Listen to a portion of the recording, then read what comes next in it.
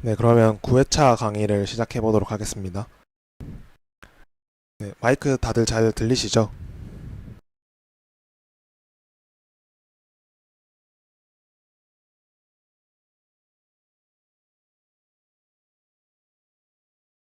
네, 감사합니다. 딜레이가 한 8, 9초 정도 되는 것 같아요. 네, 그러면 일단 오늘 주제는 DFS, BFS고요. 어, 네, DFS, BFS는 일단 그래프 탐색의 종류입니다. 네, 그래프 탐색이 뭐냐? 그래프 탐색은 이제 그래프의 한 정점으로부터 이제 출발을 해서 모든 정점을 한 번씩 방문하여 그래프에 대한 정보를 얻는 것. 네, 그냥 뭐 이제 그래프 자체를 이제 탐색한다. 다 단어 자체는 뭐 이미 알고 있는 다 의미죠. 여기서 이제 뭐 모든 정점을 한 번씩 방문한다라고 했는데 꼭 모든 정점을 방문할 필요는 없습니다. 근데 모든 정점을 방문할 수 있다. 일단 이게 중요하고요. 한 번씩 방문하여 한 번씩만 방문해도 각 정점에 대한 정보는 다 얻을 수 있겠죠. 이게 그래프 탐색이고요. 이제 이 그래프 탐색은 정점을 이 방문하는 순서에 따라서 크게 두 가지 방식으로 나뉩니다.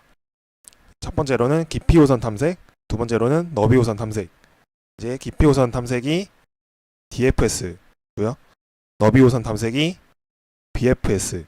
이렇게 크게 두 가지로 나뉩니다. 그럼 이제 깊이 호선 탐색 DFS를 먼저 살펴볼 텐데 왜 DFS냐? Depth First Search. 깊이 그냥 단어 이제 영어를 그대로 번역을 한 거죠. 깊이 먼저, 그러니까 최대한 깊게 먼저 들어가겠다 이런 뜻이고요. 그래서 얘를 줄여서 DFS라고 합니다. DFS는 이제 깊이 우선 탐색이 어떤 식으로 탐색을 하느냐?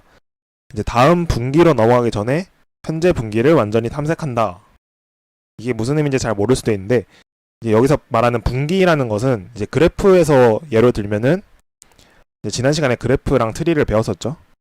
뭐 이렇게 이런 식으로 그래프가 이루어져 있을 때 내가 이제 그래프를 탐색한다는 건 정점에서 정점 사이로 이동을 해야겠죠. 뭐 여기서 이렇게 이동을 하고 여기서 이렇게 이동을 하고 이런 식으로 해서 각 정점들을 방문을 해서 이제 정점에 대한 정보를 얻는 거겠죠. 그때 만약에 이쪽으로 넘어갔다. 이 정점에서 출발해서 여기로 넘어갔다. 그러면은 여기 이 간선이죠. 이걸 분기라고 생각하시면 됩니다. 가지. 그래서 이쪽 방향으로 가서 여기서 탐색을 다 하고 나면은 그 다음에 이제 다음 분기로 넘어가서 여기겠죠. 다음 분기는 이쪽으로 간다면 여기로 탐색하고 그 다음에 또 여기를 닿으면 또 다른 분기로 탐색하고 네, 이런 방식으로 진행이 됩니다. 이제 저번 시간에 트리의 그 이제 방문하는 순서에 따라서 뭐 프리오더 그 다음에 포스트 오더 뭐 이런 걸 배웠을 거예요. 트리에서의 전위 탐색이 그래프로 확장된 개념이에요. 트리에서의 전위 탐색은 이렇게 트리가 있을 때 왼쪽 자식을 먼저 방문하는 거죠. 왼쪽 서브 트리. 이쪽으로 최대한 방문하고 나서 그 다음에 그 다음 트리. 예를 들어서 뭐 이진 트리면은 왼쪽에 있는 자식을 먼저 방문하고 그 다음에 오른쪽에 있는 자식을 방문하죠. 이걸 이제 그래프로 확장시킨 개념입니다. 뭐 여기서 이렇게 왔다는 건 아니고 개념 자체가 트리에서 그래프로 확장된 그런 개념이라고 생각하시면 될 거예요. 우리가 그 트리를 먼저 배웠으니까. 그래서 이제 DFS는 재기함수나 스택으로 구현을 합니다. 왜 이걸로 구현을 하냐? 그거는 이제 뒤에서 설명을 드릴게요. 그래서 이제 DFS 탐색 과정은 먼저 이제 시작하는 정점이 있어야겠죠? 정점 하나를 선택을 해야 됩니다. 이게 이제 시작점이에요. 시작점을 그냥 뭐 S라고 할게요. 그리고 현재 정점과 이웃한 정점 중에서 아직 방문하지 않은 정점 중에서 하나를 방문합니다. 방문했던 정점을 다시 방문을 하는 거는 비효율적이겠죠? 이미 그 정보를 다 알고 있으니까. 그래서 예를 들어서 S에서 이런 식으로 이제 이웃한 정점들이 몇 개 있다고 가정을 할게요. 그랬을 때 예를 들어서 이 정점은 이미 방문을 했어요. 그러면은 여기로는 갈 필요가 없죠. 이미 다 확인을 했으니까. 그래서 이 정점이나 이 정점 둘 중에 하나를 먼저 방문을 합니다. 이렇게 더 있다고 하고, 그 다음에 이제 더 이상 방문할 수 있는 정점이 없는 경우에 현재 정점의 이전 정점으로 돌아갑니다. 만약에 처음 이 왼쪽으로 이동을 했을 때 여길 방문하겠죠. 그 다음에 또 이웃한 정점 중에 방문하지 않은 정점, 여기겠죠. 이 정점 기준으로 여기로 이동을 했을 때 더 이상 이제 갈 곳이 없어요. 그러면 이전 정점으로 다시 돌아갑니다. 여기서 이렇게 이전 정점으로 돌아가고, 여기서 이제 이 과정을 계속 반복해요. 모든 정점을 방문할 때까지. 여기서도 다시 또 이동할 정점이 없어요. 방문하지 않은 정점이 없죠. 그러면 다시 여기로 올라갑니다. 이전에 방문했던 정점으로. 그럼 다시 시작점은 돌아왔죠. 그 다음에 방문하지 않은 정점은 여기 있죠. 그래서 이쪽으로 이동합니다. 얘가 방문이 되고, 여기서는 얘가 방문이 되고, 그럼 이렇게 모든 정점을 다 방문했죠. 네, 이렇게 되면 이제 탐색이 끝납니다. 이게 이제 DFS의 탐색 방식이고요. 이제 구체적인 예시로 그림을 통해서 좀 쉽게 이제 이해를 해볼게요. 이런 식으로 일단 그래프가 만들어져 있습니다.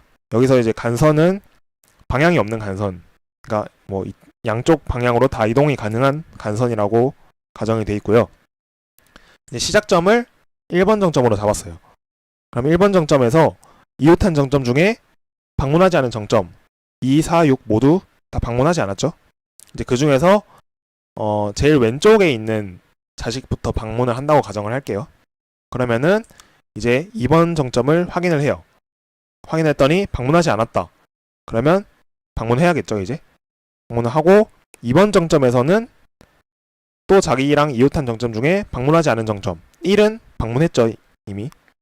그래서 방문하지 않은 정점은 3번 아니면 5번인데 또 왼쪽으로 가야 되니까 3번이 가능한지, 방문을 했는지 체크를 해봐요. 근데 아직 방문하지 않았죠. 지금 방문한 정점들을 다 하늘색으로 이제 색칠을 해준 겁니다. 그러면은 3을 방문을 합니다. 그럼 이제 3의 입장에서는 또 이웃한 정점 중에 방문하지 않은 거 5번이 있죠. 그렇게 해서 5번을 이제 체크를 하고, 5번을 방문하지 않았다 아직. 그러면 또 마찬가지로 방문을 해줍니다. 여기서 5번으로 봤을 때 이웃한 정점이 2번과 4번, 3번이 있어요. 이때 3번은 이미 방문했으니까 이전 정점에서 이제 왔으니까 당연히 방문을 했겠죠. 그래서 체크를 하지 않고 2번을 봤는데 2번도 이미 방문했어요. 그럼 방문할 필요가 없죠. 그래서 이쪽 방향으로는 이동을 하지 않습니다. 그리고 이제 남은 정점 4번 정점을 확인을 해봐야겠죠. 4번 정점을 확인을 했는데 아직 방문하지 않았어요. 그러면 방문을 해야겠죠. 네, 그리고 이제 4번에서 1번으로 갈 수도 있는데 1번 이미 방문을 했죠. 그래서 1번으로도 가지 않습니다. 그럼 이제 4번 입장에서 보면은 더 이상 이동할 곳이 없죠. 그래서 다시 이전 정점으로 돌아갑니다. 5번으로 돌아갔죠. 그런데 5번에서 보니까 5번도 마찬가지로 더 이상 이동할 정점이 없어요. 다 방문을 해버려서. 그래서 5번도 자신의 이전 정점 3번으로 다시 돌아갑니다. 마찬가지로 3번도 2번으로 돌아가고 2번도 1번으로 다시 돌아가는 거죠. 그럼 이제 1번에서는 다시 이제 방문할 정점이 남아있죠. 아직 6번을 방문하지 않았으니까, 이웃한 것 중에. 그래서 6번을 확인합니다. 그랬을 때 6번은 방문하지 않았으니까 방문을 해야 되고, 6번 입장에서 이제 제일 왼쪽 먼저 체크를 하죠. 8번 정점을 봤는데 아직 방문을 하지 않았으니까 이런 식으로 방문하고, 9번도 방문하고, 그 다음번에는 더 이상 이동할 수 없으니까 다시 8번으로. 근데 8번도 더 이상 갈 정점이 없죠. 다시 6번으로 이동합니다. 그럼 이제 그 다음에는 10번을 탐색을 해야겠죠. 왼쪽 방문하지 않은 정점. 이런 식으로 계속 탐색이 이루어집니다. 10번에서 11번, 11번에서 7번, 7번에서 6번으로 가려고 보니까 이미 방문을 했죠. 그래서 방문하지 않고 이렇게 끝납니다. 모든 정점을 다 방문을 했다. 이제 정확하게는 DFS 이 과정이 끝나는 게 7번에서 더 이상 방문할 정점이 없으니까 11번으로 오고, 11번에서는 10번, 10번에서는 6번, 6번도 더 없으니까 다시 이전 정점 1번. 그러니까 정확하게 이제 끝났는지 판단을 하기 위해서는 자기가 시작한 정점으로 다시 돌아오는 경우, 그런 경우에 더 이상 이제 탐색을 못 한다는 거죠. 시작한 정점에서 이제 더 이상 이동할 정점이 없는 경우, 그런 경우가 이제 DFS 이 탐색을 다 마쳤다 이렇게 말할 수 있는 겁니다. 혹시 여기까지 질문 있으신가요?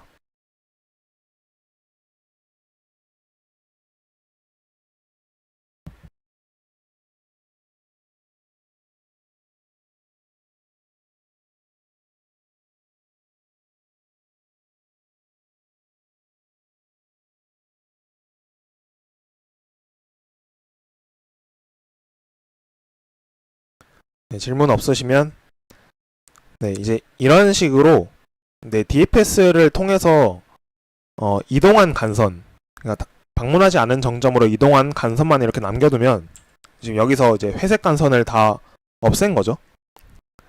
이 간선을 없애면 이렇게 트리가 만들어집니다.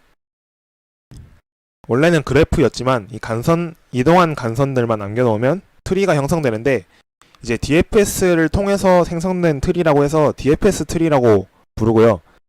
이 DFS 트리가 지금 당장은 사실 초급 단계에서는 뭐 쓰이지 않는데, 이제 중급이나 고급 단계로 가면은 이 DFS 트리의 특징을 이용한 뭐 알고리즘이나 풀이 방법이 꽤 많아요. 그리고 되게 유용하거든요. 이게 간단하게만 이제 그냥 소개만 해드리면, 지금 여기 위에 있는 순서가 방문한 순서예요. DFS를 통해서 방문된 순서를 적어놨고요. 첫 번째 이렇게 뭐 예를 들어서 이 4번 정점은 5번째로 방문했죠. 이렇게 왔으니까. 그리고 6번째, 7번째, 8번째, 그 다음 방문한 게 9번째, 10번째, 11번째. 이런 식으로 이제 방문을 하는데, 이쪽을 예로 들면은, 이렇게 제일 마지막까지 간 다음에 5번, 이제 5번이라고 할게요. 5번, 5번째로 방문한 정점. 이 정점에 대한, 이 번호에 대한 정보를 그대로 가지고 이렇게 다시 뒤로 복귀를 해야 되죠. 더 이상 방문할 정점이 없으면. 이 복귀를 할 때, 제일 마지막에 있는 번호를 그대로 보관을 하고 있으면, 여기까지 온다면, 여기에 5가 이제 보관이 된 상태로 오겠죠. 이게, 자신의 밑에 있는 정점들의 마지막 번호라고 생각을 하면 돼요. 지금 5번 노드의 입장에서는 이 4번 정점이 밑에 있죠. 이쪽으로 이동을 했었으니까 자신의 밑에 있는 정점의 방문 순서 중에서 제일 마지막 번호 5죠. 그리고 얘도 마찬가지로 5. 이런 식으로 자신의 밑에 있는 정점들의 방문 순서가 이렇게 연속적으로 나타나요. 얘는 네 번째로 방문했는데 3번 정점 밑에 5번 정점과 4번 정점이 있으니까 결국 세 번째, 네 번째, 다섯 번째 방문한 정점이 이 3번 정점 밑에 다 있죠. 이런 식으로 연속적으로 나타나서 이걸 이용을 해서 이제 조금 고급 알고리즘들을 유용하게 잘 다룰 수 있습니다.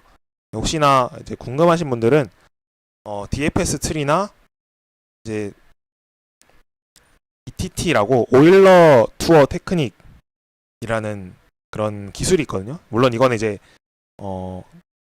거의 뭐 플래티넘 문제에 가야 나오는 거라서 혹시나 궁금하신 분들은 그냥 재미삼아 한번 찾아보셔도 좋을 것 같아요.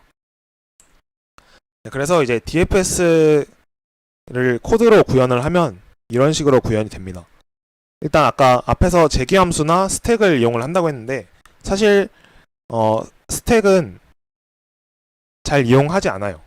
왜냐면 이 재기함수로 구현하는 게 훨씬 간단하기 때문에 스택은 잘 이용하진 않는데, 간혹, 정말 간혹 이 DFS로 풀면은 뭐 시간이 조금 더 오래 걸려요. 아무래도 함수를 계속 호출을 하기 때문에 스택보다는 시간이 오래 걸리는데, 그래서 몇 달 전에 있었던 대회가 있었죠. 그 스코페라는 대회가 있었는데 제 경험담이었는데, 이런 대회에서 DFS 문제가 나왔는데 스택으로 구현을 하면 시간 초과가 나지 않고 재기로 하면 시간 초과가 나는 그런 엄청난 문제가 있었는데, 그 문제가 이제 사람들이 대부분 문제가 잘못됐다, 라고 이제 뭐 평을 했죠. 문제가 좀 이상하다. 그럴 정도로 거의 다 재기함수로 다 풀립니다. 네, 그래서 스택으로 이용하는 거는 좀 복잡하니까 따로 알아보실 분들은 알아보셔도 좋고, 일단 재기로는 이런 식으로 구성이 됩니다. 일단 여기 이 DFS라고 함수명을 지었는데 반환값은 문제에 따라서 다르게 이용을 합니다. 지금 여기서는 이제 반환을 하지 않죠. 왜냐면 그냥 단순히 그래프를 방문하기만 하는 코드입니다. 이건 DFS의 탐색 과정 그 정말 기본 자체만 했기 때문에 굳이 반환을 할 필요는 없죠. 뭔가를 대신에 이제 정점을 방문을 해서 어떤 정보를 얻어낸 다음에 그 정보를 계속 이제 가지고 와야 된다. 반환을 해야 된다. 그런 경우에는 뭐 여기가 인트가 될 수도 있겠고 아니면은 뭐 어떤 벡터가 될 수도 있고 이런 식으로 다양하게 이용을 할 수 있어야 됩니다. 그래서 일단 이 VJTD라는 배열은 이제 불리한 함수죠. 참 true false를 담는데 내가 이 정점을 지금 이전에 방문을 했는가? false면은 방문을 하지 않았다는 거고 true면은 방문을 했다. 그런 의미입니다. 그래서 이제 DFS 함수에 들어갔다는 거는 내가 이 정점을 방문을 했다는 거죠. 그래서 U라는 정점을 지금 방문을 했다. 그래서 true로 바꿔주고요. 이제 이 ADJ 이제 인접 리스트, 인접하다는 그 단어에서 따온 건데 이것도 뭐 자기 취향이고요. 저는 주로 이렇게 adjacent 그 영어 단어를 이제 갖고 와서 ADJ로 쓰고요. 이제 이 벡터 2차원 벡터예요. 예를 들어서 U라는 정점이 이렇게 세 개가 인접해 있다. 그러면은 인접해 있는 정점들을 이 ADJ-U라는 1차원 벡터 안에 넣어줍니다. 정점들을. 그래서 2차원이 되겠죠, 그러면. 그래서 이제 U라는 정점과 인접한 정점들을 모두 확인을 해야겠죠. 그 중에서 방문하지 않은 거 먼저 이제 방문을 해야 되니까. 그래서 이제 U와 인접한 정점의 개수만큼 이렇게 포문을 돌려줍니다. 그래서 그 정점이 아직 방문하지 않았다. 그 경우에 DFS에 해당 정점을 이렇게 넣어주면은 여기서 이렇게 이동해서 여기서 또 DFS 함수가 수행이 되겠죠. 그리고 또 수행이 되고. 그래서 만약에 더 이상 방문할 정점이 없다. 그러면 이 if문 안에 들어가는 게 하나도 없겠죠. 전부 방문했으니까. 그래서 결국 이 포문을 하나 더 수행하지 않고 그대로 이렇게 리턴을 해버립니다. 다시 이전 정점으로 돌아가는 거죠. 그래서 이렇게 재기함수를 통해서 구현을 하면은 그냥 별다른 처리를 하지 않아도 이렇게 자동으로 마지막에 리턴이 여기선 보이드로 이제 선언을 해놔서 리턴을 적지 않았는데 마지막에 리턴이 들어가기 때문에 리턴을 하게 되면은 이전 자기 그러니까 자신으로 온 그 이전 정점으로 자동으로 돌아가게 됩니다. 그래서 재기함수로 구현을 하면은 좀 편하죠. 만약에 스택으로 구현을 한다. 그러면 자신의 이전 정점들을 계속해서 이렇게 방문을 해가요. 그러니까 저장을 하는 거죠, 스택에. 그러다가 지금 현재 정점에서 이제 방문이 끝났다. 더 이상 방문할 정점이 없다. 그러면 스택의 제일 위에 있는 정점을 이렇게 밖으로 꺼내서 다시 또 DFS 과정을 수행을 해주는 겁니다. 네, 재기함수랑 스택 이런 식으로 사용을 할 수 있고요. 그리고 좀 가려졌는데 지금 이 왼쪽에 있는 코드와 왼쪽에 있는 코드랑 오른쪽에 있는 코드랑 동일한 코드예요. 근데 훨씬 간단하죠. 이게 뭐냐면 이 포문의 차이인데 이게 10불불 11부터 새로 이제 도입된 기능이에요. 아마 파이썬 하시는 분들은 많이 익숙할 텐데 파이썬에서 이제 뭐 for i in range 0, 10 이런 식으로 하면은 i에 자동으로 0부터 9까지 숫자가 들어가죠. 이것도 마찬가지로 이 범위를 기반으로 한 반복문이에요. 그래서 이 ADJU라는 1차원 벡터 안에 들어있는 원소들이 처음부터 첫 원소부터 마지막 원소까지 순서대로 이 V에 들어가요.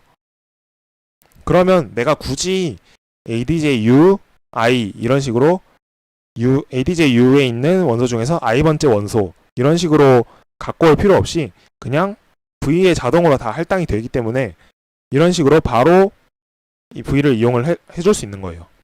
V가 ADJU, I 이것과 동일한 거죠. 그래서 이 범위 기반 반복문을 사용을 하면 정말 코드 길이도 짧아지고 되게 편합니다. 대신에 여기 있는 이 타입은 들어있는 정보와 동일하게 여기서 이 int와 동일하게 당연히 사용을 해줘야 되고요. 이게 10불 11부터 도입이 됐으니까 10불을 사용하시는 분들은 이걸 사용을 하는 게 훨씬 편하겠죠. 네, 이거는 제가 이제 최대한 많이 알려드리고 싶어서 사실 이렇게만 해도 뭐 DFS 설명은 전혀 무리가 없는데 이것도 네, 혹시나 모르시는 분들은 이용을 해보시라는 뜻에서 이제 제가 소개를 해봤습니다. 그리고 여기에 이제 또 추가적으로 이 오토라는 키워드도 있어요. 이게 어떤 느낌이냐면 오토 A는 3 원래 우리가 int A는 3 이런 식으로 선언을 하죠. 근데 오토를 이용을 하면은 이 뒤에 있는 값에 따라서 자동으로 A는 정수구나 이런 식으로 할당을 해주는 겁니다. 이제 얘도 이제 엄청 편리하죠. 사실 C++이랑 C 언어 알고리즘 문제풀이에 있어서의 뭐 큰 차이점 중에 하나가 이런 오토나 이런 범위 기반 반복문을 사용할 수 있다는 그 편리함이 되게 좋습니다. 이것도 다양하게 이용을 할 수 있거든요. 그래서 문제풀이를 계속 다들 하실 거니까 구글링을 해서 한번 공부를 해보는 걸 추천드립니다. 네, 혹시 여기 코드에서 또 질문 있으신가요?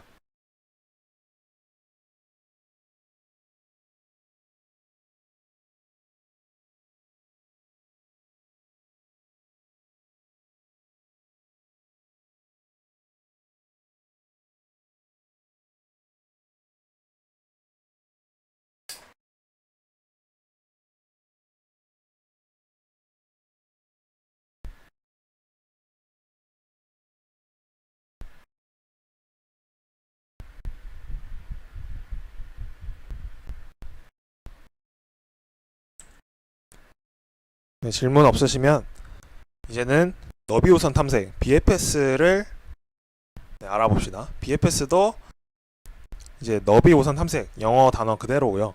얘를 줄여서 BFS라고 부릅니다.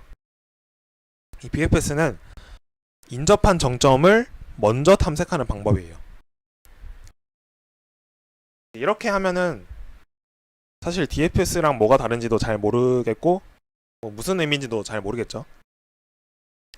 인접한 정점을 먼저 탐색을 한다는 게 이전에는 DFS에서는 이런 식으로 있으면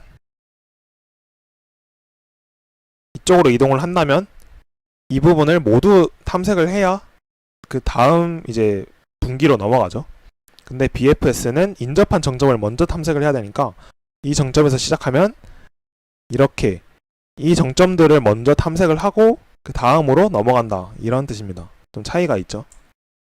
그래서 가까운 정점을 먼저 탐색을 하게 되고 먼 정점은 나중에 탐색을 하게 됩니다. 이제 이 BFS는 Q로 구현을 합니다. 이제 탐색 과정인데 먼저 정점 한 개를 선택한다. 이거는 당연하겠죠. 시작점을 골라야 되니까. 그 다음에 두 번째로는 현재 정점과 이웃한 정점 중에서 방문하지 않은 정점을 모두 방문한다. 이게 DFS와의 차이점이죠. DFS는 방문하지 않은 정점으로 이동하죠, 바로. 근데 BFS는 방문하지 않은 정점을 모두 방문합니다. 그래서 이제 가까운 정점 먼저 방문을 하게 되는 겁니다. 이웃한 정점, 이제 방문한 정점이죠. 방문한 정점인 V 중에서 가장 먼저 방문한 이웃한 정점으로 이동을 하는 겁니다. 다시 또 그림이 나오는데, 만약에 여기가 시작점으로 해서 이 정점 방문하고 이 정점 방문하고 이 정점 방문했다. 순서가 이렇게 되겠죠? 이렇게 시작점과 이웃한 정점들을 모두 방문을 하고 나면은 그 다음에는 제일 처음 방문했던 이 정점으로 이동을 한다는 겁니다. 그래서 이 정점으로 이동을 해서 여기 또 탐색을 하고, 그 다음엔 두 번째죠. 여기 탐색하고, 마지막으로 세 번째 정점 탐색하고, 이런 식으로 탐색이 이루어집니다. 그래서 이제 모든 정점을 방문할 때까지 2, 3번 과정을 계속해서 반복을 하면 모든 정점을 방문할 수 있게 되는 거죠. 네, 마찬가지로 이제 같은 예시로 이제 탐색을 해볼게요. 먼저 1번으로 시작을 합니다. 그러면 이제 1번과 인접한 정점 중에서 아직 방문하지 않은 정점 2, 4, 6 세 개 다 방문을 안 했죠. 그래서 제일 먼저 이렇게 2번 먼저 탐색을 하고, 그 다음에 4번 탐색하고 6번 탐색합니다. 그 다음에 제일 먼저 방문했던 정점 있죠? 2번. 2번 정점을 2번 정점으로 이동을 해서 다시 또 2번 정점과 이웃한 정점 중에서 방문하지 않은 정점 3번과 5번 얘네를 다시 방문하게 됩니다. 그러면 이제 3번이 아직 방문 안 했으니까 3번 탐색하고, 그 다음에 5번 탐색해야겠죠? 2번에서 5번 그렇게 탐색을 합니다. 그럼 이제 더 이상 2번에서 갈 곳이 없죠? 방문한 순서가 이렇게 되고요. 더 이상 2번에서 탐색할 수 있는 정점이 없으니까 그럼 이제 그 다음 방문했던 4번으로 이동을 합니다. 그러고 보니까 4번에서 탐색을 할 수 있는 게 없죠? 5번은 이미 방문했으니까 이동할 수 없습니다. 그럼 이제 4번에서 더 이상 갈 수 없으니까 6번으로 또 이동을 하죠. 6번에서는 좀 많죠? 아직. 그래서 8번 방문하고 이웃한 10번 방문하고 7번 이렇게 이웃한 정점을 모두 방문합니다. 그럼 이제 그 다음에 이동할 정점이 어딜까요? 그 다음에 이동할 정점이 몇 번일까요?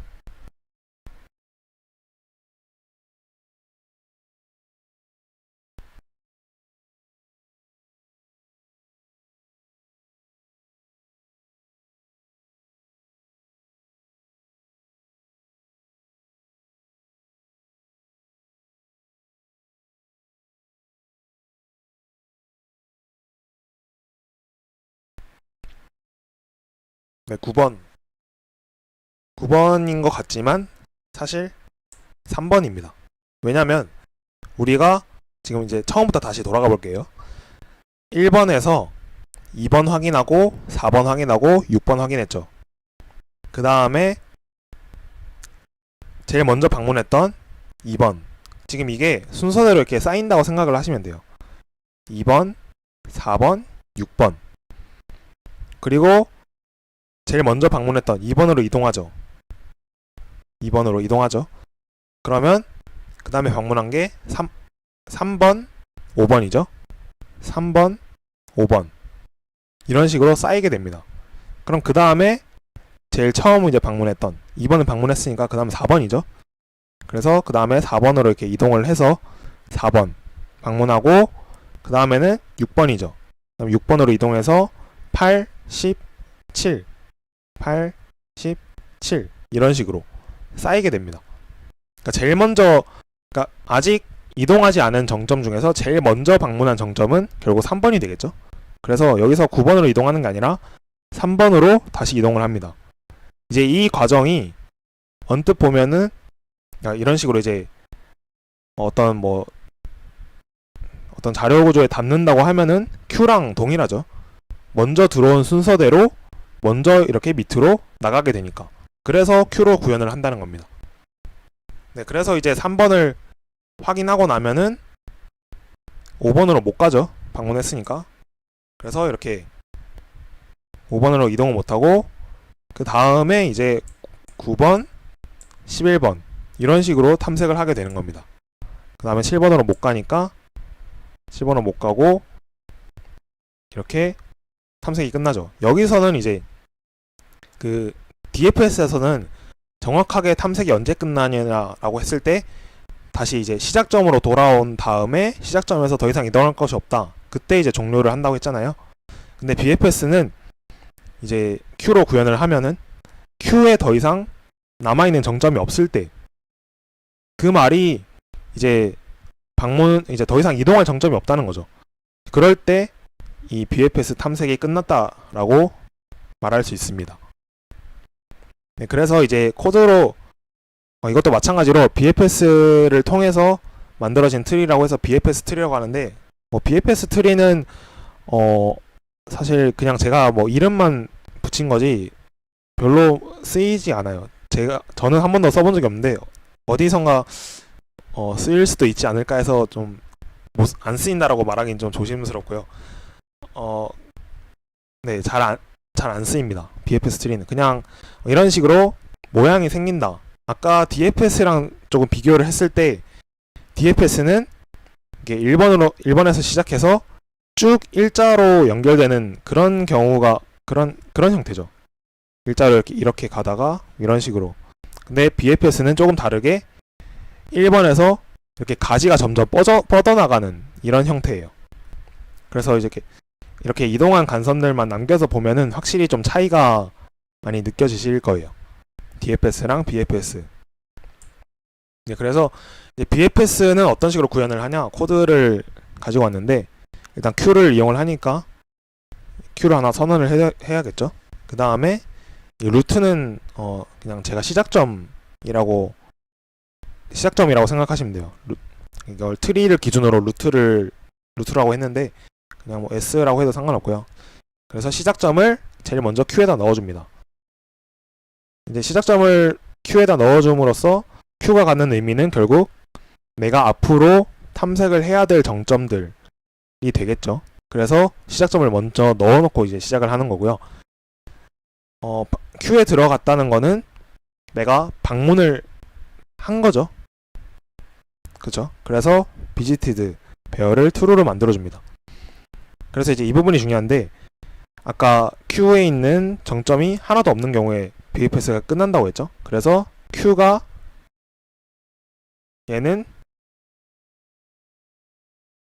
비어있으면 true죠. 근데 앞에 느낌표가 붙어있으니까 Q가 비어있지 않은 동안 while문이 반복되는 겁니다. 그러니까 Q에 원소가 있는 동안, 그러니까 Q에 원소가 없으면 반복문이 끝나겠죠. 그래서 이제 Q에 있는 원소 중에서 제일 앞에 있는 원소를 가져옵니다. U에다가 담아요. U에다가 담고 얘를 이제 팝 해줘야겠죠. 꺼내줘야겠죠. 팝을 해주고 그 다음에 이 범위 기반 반복문으로 이제 U랑 연결된 정점들을 봅니다. 이거는 DFS랑 비슷해요. 방문하지 않은 정점을 이제 방문을 했다고 표시를 하고 Q에다 넣어줍니다. 왜냐면 이제 다음에 이 정점으로 이동을 해야 되니까요. 이렇게 이 세 정점을 순서대로 방문을 하고 나서 이제 더 이상 방문할 게 없다. 그러면 방문한 순서대로 다시 방문을 해야 되니까 이제 Q에다가 하나씩 넣어주는 형태입니다. 이런 식으로 BFS 코드가 구현이 됩니다. DFS보다는 조금 코드가 복잡하죠. 혹시 여기까지 질문 있으신가요?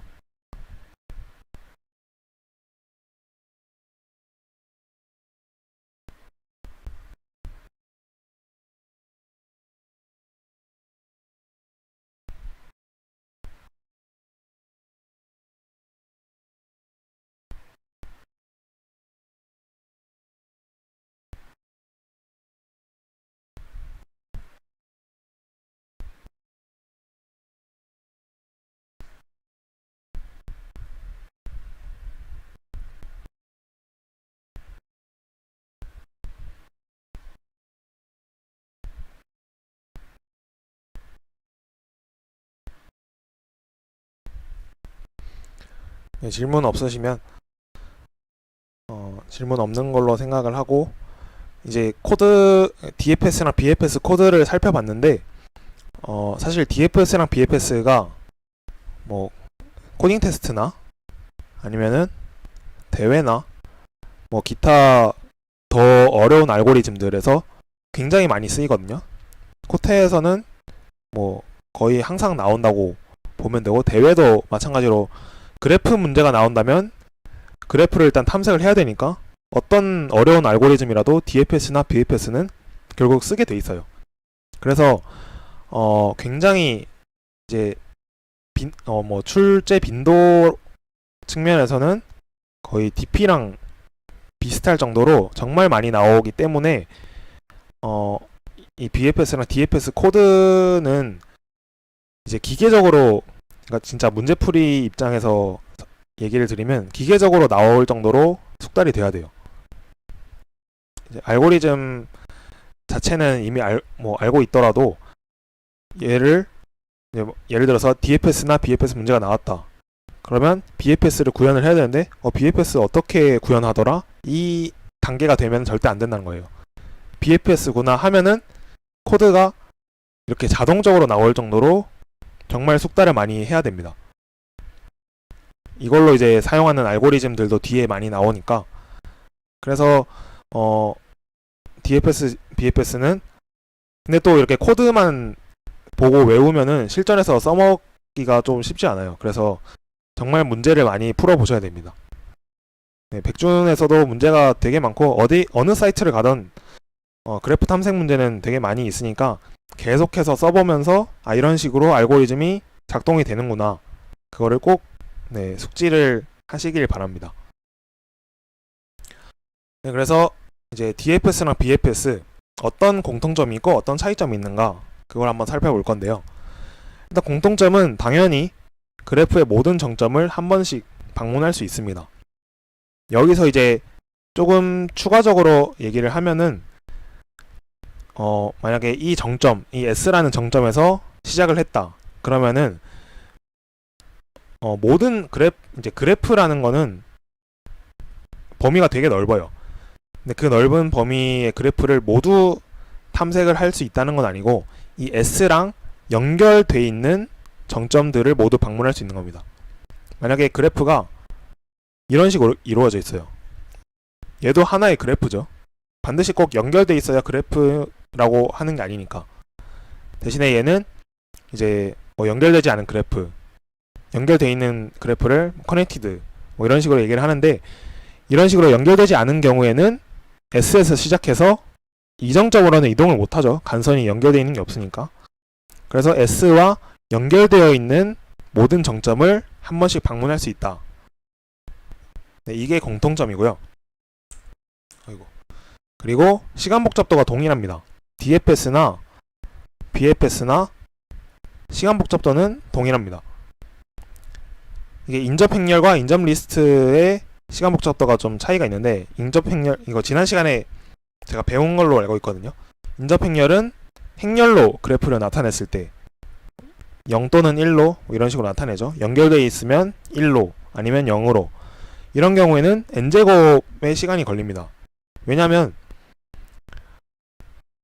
각 행을 전부 확인을 하죠. 만약에 지금 현재 이 정점이다. 그러면 여기 있는 행에 있는 값들 중에서 1인 부분의 정점, 1인 부분에 해당하는 정점을 이제 탐색을 해야 되는데, 1인지 아닌지 확인을 하려면 결국 하나씩 다 체크를 해야 되죠. 그래서 정점이 n개면은 행렬이 n 곱하기 n의 행렬이 생성이 되니까 결국 이 원소를 모두 체크를 하기 위해서는 n제곱의 시간이 걸리게 됩니다. 반면에 인접 리스트는 이제 앞에서 그 보여준 코드가 인접 리스트로 구현한 코드인데, 인접 리스트는 예를 들어서 U라는 정점이 있다면 U라는 1차원, U가 나타내는 1차원 벡터에 U와 연결된 정점만 저장을 해놓죠. 지금 3개니까 이 1차원 배열에 들어있는 원소의 개수는 3개. 그래서 결국 이 ADJ라는 2차원 벡터 안에 들어있는 원소의 개수가 5n개입니다.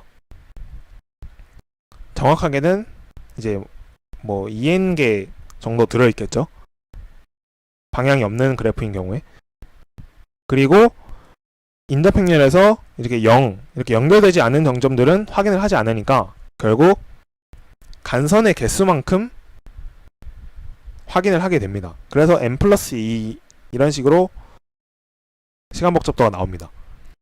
이제 이 둘이 만약에 동일한 시간 복잡도를 갖는 경우는 그래프가 완전 그래프, 이렇게 모든 정점이 다 간선으로 연결된 경우, 이런 경우에는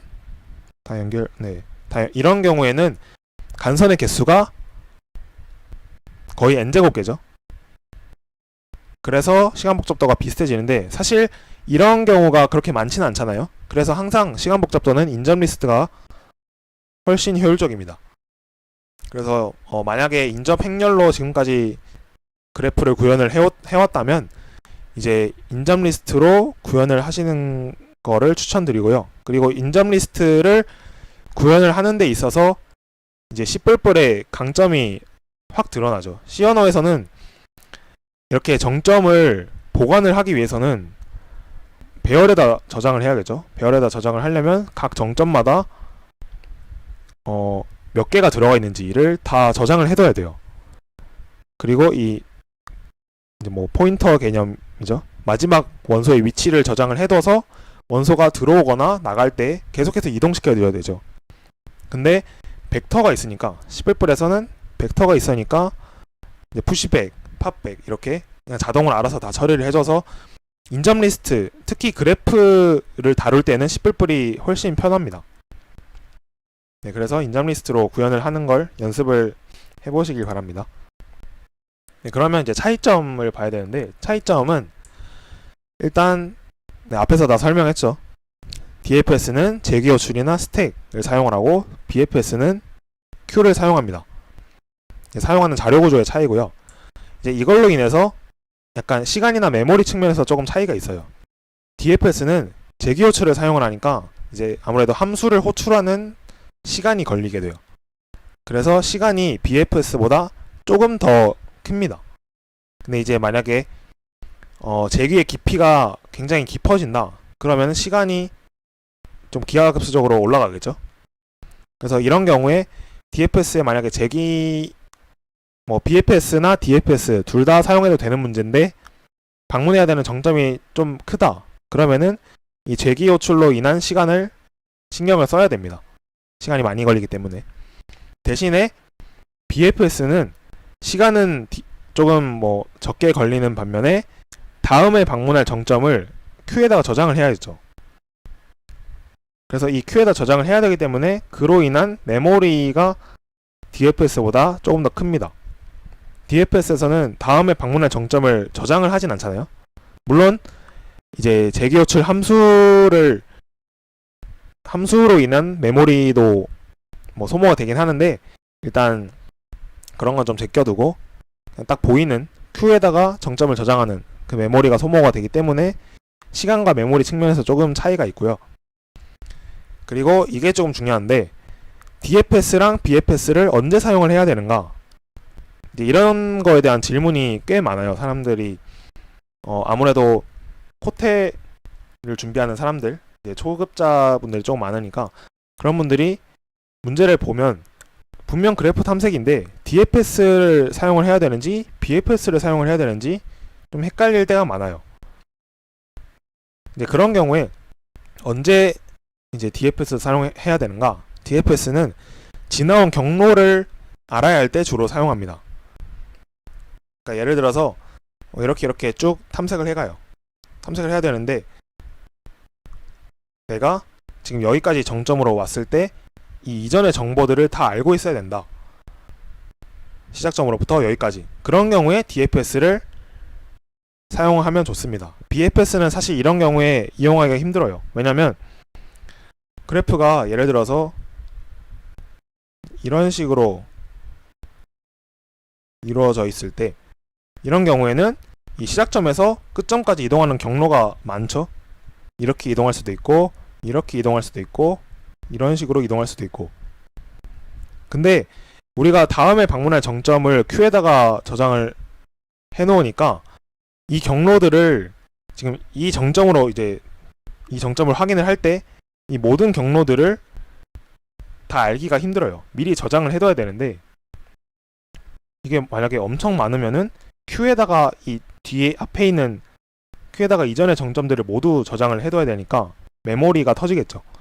그래서 이런 경우에 지나온 경로를 알아야 될 때는 DFS를 주로 사용합니다. 이제 반대로 BFS는 최단 거리를 구할 때 주로 사용합니다. 사실 그래프 문제에서 최단 거리를 구하시오 하면 무조건 BFS예요. 거의. 왜 그러냐면 DFS는 만약에 이 정점으로부터 그림을 다시 좀 어떻게 이동해서 이 정점까지 여기가 시작점 여기가 끝점이라고 할게요. 내가 시작점에서 끝점까지 가는 수많은 경로 중에서 제일 빨리 갈 수 있는 제일 짧은 경로를 찾고 싶어요. 제일 짧게 가면 얼마나 시간이 걸리느냐. 그런데 내가 이렇게 쭉 가서 마지막으로 도착을 했을 때 얘가 최적인지를 모르죠. 왜냐면 다른 경로에서 더 빠를 수도 있으니까. 그래서 결국 DFS로 얘를 구하면 무조건 모든 경로를 다 탐색을 해야 돼요. 그쵸? 근데 BFS는 만약에 제일 위로 가면은 4만큼의 시간이 걸리고 그 밑에는 5, 7, 2 이런 식으로 이제 시간이 걸린다고 할게요. 그러면 최단 경로는 2로 가는 경로죠. 이제 얘를 빠르게 판단할 수 있는 이유가 BFS는 이 시작점으로부터 가까이 있는 정점들 먼저 방문하죠. 그쵸? 이런 식으로 먼저 방문하고 그 다음에 또 방문해 나가고 이런 식으로 과정이 이루어집니다. 그런데 제일 밑에 있는 이 두 번 만에 갈 수 있는 이 최단 경로는 이렇게 두 번 방문을 하고 나면은 바로 이동하죠. 여기서 이렇게. 그럼 얘가 무조건 최단 거리겠죠? 왜냐면 다른 경로들은 아직 오고 있으니까. 반드시 이 경로보다는 길단 말이죠. 그래서 먼저 방문을 하는 그 시간이 이제 최단 거리가 됩니다. 그럼 이 경우에는 이 다른 경로들은 더 이상 방문하지 않아도 이 탐색을 종료시킬 수 있는 거예요. 그래서 DFS보다 훨씬 효율적입니다. 최단 거리를 구할 때는. 그래서 최단 거리를 구하라고 하면은 그냥 BFS를 사용해도 무방할 정도로 주로라고 써놨는데 거의 BFS를 사용합니다. 만약에 정점의 개수가 별로 없다. DFS로 해도 충분히 시간 안에 돌아간다. 그런 경우에는 DFS로 해도 하는 경우가 종종 있습니다. 왜냐면 이제 코드 구현상에서 DFS가 훨씬 간단하고 짧아서 이제 그런 경우에는 DFS를 사용해도 되는데 사실 그 단계는 이제 문제를 굉장히 많이 풀어보고 시간 복잡도에 대해서 완벽히 파악을 하고 있는 경우에 그런 식으로 사용을 할 수 있는 거고요. 최단 거리는 웬만하면 BFS로 사용한다. 이렇게 알아두셔도 될 것 같아요. 네, 혹시 여기까지 질문 있으신가요?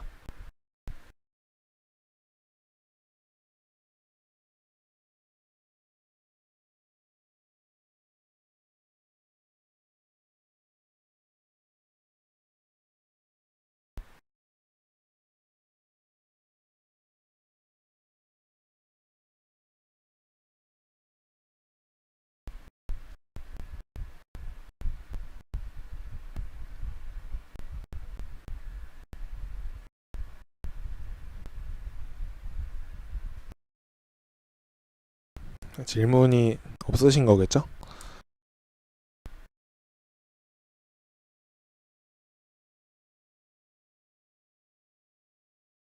네, 그러면 이제 예제 몇 개 풀어보기 전에 잠깐 쉬었다가 한 5분만 쉬었다가 시작을 할게요.